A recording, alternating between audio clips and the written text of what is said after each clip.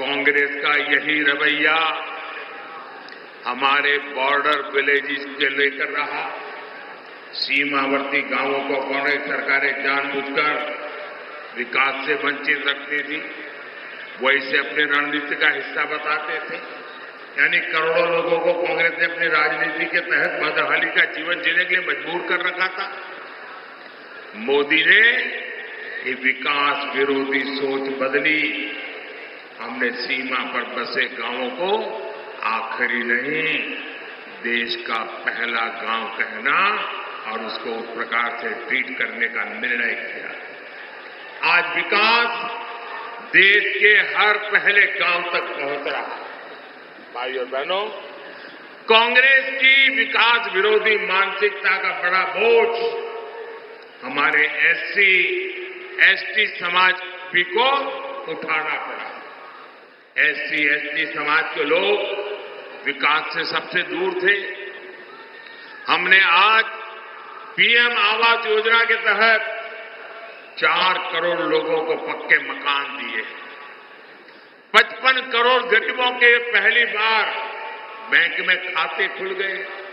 उज्ज्वला योजना के तहत करोड़ों माताओं बहनों को मुफ्त गैस सिलेंडर मिले, उन्हें धुएं से आजादी मिली। इनमें से सबसे बड़ी संख्या एससी, एसटी, ओबीसी समाज के लोगों की है। आज शिक्षा से लेकर रोजगार तक सरकार की योजना का बहुत बड़ा लाभ इस वर्ग को मिल रहा है। साथियों, बीजेपी कर्नाटका के विकास में अपनी पूरी ऊर्जा लगाती है, लेकिन कांग्रेस हमारी योजनाओं को रोकने में पूरी ताकत लगाती है। हमने बागलकोट की इलकल साड़ी को ನನ್ನ ನೆಲದ ಭಾಷೆಯು ದೂರ ಬಲು ದೂರ, ಈ ಮನಕಂತೂ ದಾರಿ ತೋರುತ್ತಿದೆ. ಆ ಭಾಷೆಯದೇ ಬೆಳಕು ಬೆಳಕುವ ಬೆಳಕು ಬೆಳಕುವ. ದೂರ ಎಷ್ಟೇ ಹೋಗಿ ಈ ಭಾಷೆಯಿಂದ ದೂರವಾಗಲಾರಿರಿ. ವಿಮಲ್, ನಮ್ಮ ಭಾಷೆ ಕೇಸರಿ.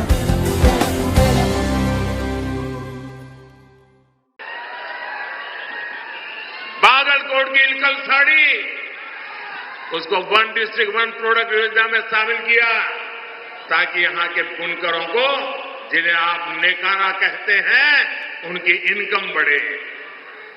लेकिन कांग्रेस हमारे बुनकर भाई बहनों की जरूरतों पर ध्यान नहीं दे रहे। साथियों, यहां भी मंच पर हमारे येदियुरप्पा जी भी है।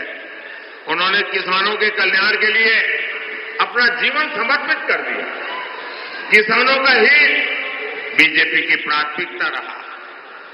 हमने हाल ही में शुगर केन का मूल्य बढ़ाया है।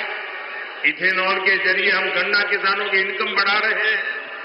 लेकिन कर्नाटका सरकार ने सिंचाई परियोजनाओं को रोककर पानी का संकट खड़ा करके किसानों को परेशानी में डाल दिया है। साथियों, मैं आप सबको कांग्रेस के एक और खतरनाक गेम के बारे में आगाह करना चाहता हूं।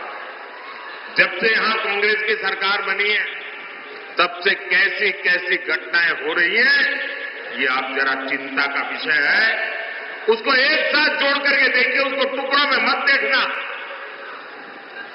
आप सोचिए भाइयों बहनों, हुबली में क्या हुआ, हमारी एक बेटी के साथ क्या हुआ।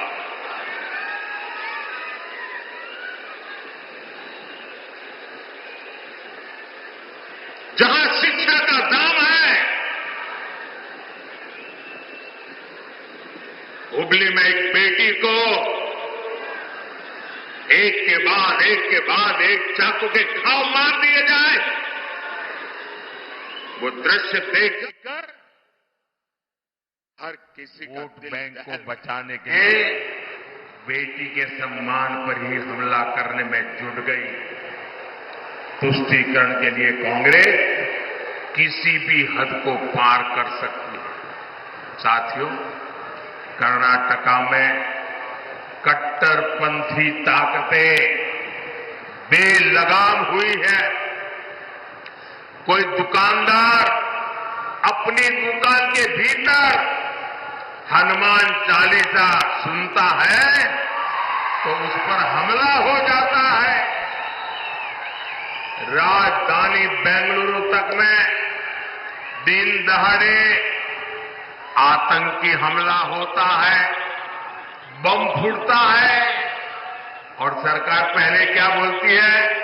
कहती है गैस का सिलेंडर फटा है। ये गैस का सिलेंडर फटा है कि तुम्हारा दिमाग फटा है? बाद में कहते हैं ये बिजनेस राइवलरी थी। भाइयों बहनों, ये नॉर्मल क्राइम की घटनाएं नहीं है। ये आतंकवाद की, कट्टरतावाद की मानसिकता है और कांग्रेस सिर्फ वोट पाने के लिए इस मेंटालिटी को प्रोटेक्ट कर रही है, प्रमोट कर रही है।